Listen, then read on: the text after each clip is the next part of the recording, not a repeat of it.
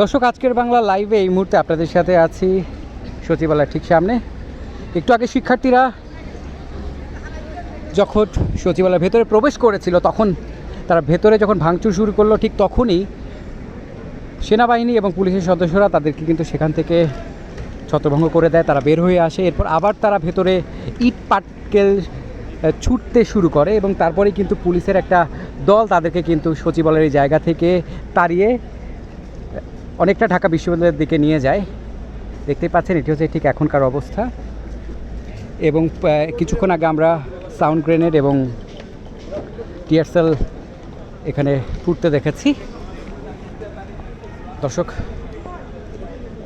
এই মুহূর্তে সচিবালয়ের ঠিক সামনে রয়েছি, দেখানোর চেষ্টা করছিলাম এখানকার সর্বশেষ অবস্থা। যেটি বলছিলাম যে একটু আগে শিক্ষার্থীরা কিন্তু ঢুকে পড়েছিলেন, তারা কিন্তু ঢুকে পড়েছিলেন সচিবালয়ের ভেতরে এবং তাদেরকে কিন্তু ছত্রভঙ্গ করে সচিবালয়ের ভেতর থেকে বের করে দেওয়া হয়েছে। এখানে কিন্তু অনেক শিক্ষার্থী কিন্তু আহত হয়েছেন এবং আমরা দেখেছি একজন আর্মি সদস্য এবং পুলিশ বাহিনীর একজন সদস্য, তিনিও কিন্তু এখানে আহত হয়েছেন।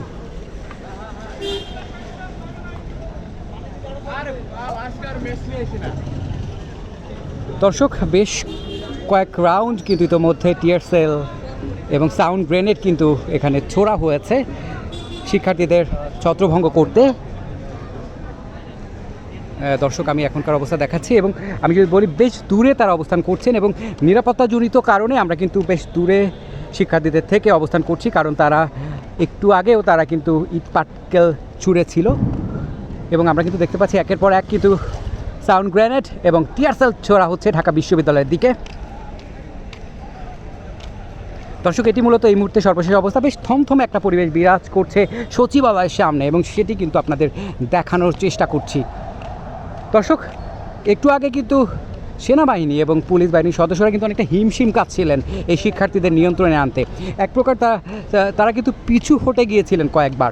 তারপরে যখন তারা পারছিলেন না, ইট পাটকেল ছোড়া শুরু করেছিলেন শিক্ষার্থীরা, ঠিক তখনই তারা কিন্তু সিদ্ধান্ত নেন শিক্ষার্থীদের ওপর চড়া হবার এবং এরপরেই তারা কিন্তু একের পর এক টিয়ার সেল এবং সাউন্ড গ্রেনেড কিন্তু নিক্ষেপ করতে থাকেন। তারপরেই কিন্তু শিক্ষার্থীরা ছত্রভঙ্গ হয়ে ঢাকা বিশ্ববিদ্যালয়ের দিকে চলে যায়। এখন কিন্তু সেই জায়গায় দেখাচ্ছি আমরা। একটু আগে তারা কিন্তু এখানে অবস্থান করছিল। দর্শক,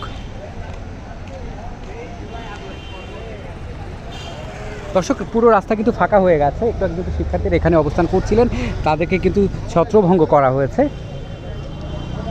দর্শক, আমাদের লাইভটিকে কোথায় থেকে দেখছেন সেটি কিন্তু আমাদের কমেন্টস করে জানাতে পারেন। লাইভটি নিয়ে আপনাদের যদি কোনো মন্তব্য থাকে সেটি কিন্তু আমাদের কমেন্টস করে জানাতে পারেন এবং লাইভটি শেয়ার করে অন্যকে দেখার সুযোগটি কিন্তু করে দিতে পারেন। আবারও বলে নেই, বেশ কয়েকজন শিক্ষার্থী আহত হয়েছেন, সেনাবাহিনীর একজন সদস্য আহত হয়েছেন, পুলিশ বাহিনীর একজন সদস্য কিন্তু ইতিমধ্যে আহত হয়েছেন।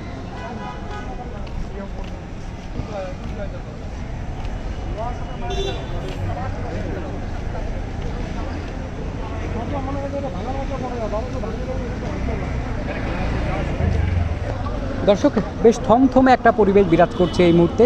একটু আগে কিন্তু শিক্ষার্থীরা এখানে অবস্থান করছিলেন এবং তারা যেটি আমরা দেখছিলাম যে আসলে পুলিশের গাড়িগুলো এখন পর্যন্ত অক্ষত রয়েছে, সেটি তারা আলোচনা করছিলেন আসলে।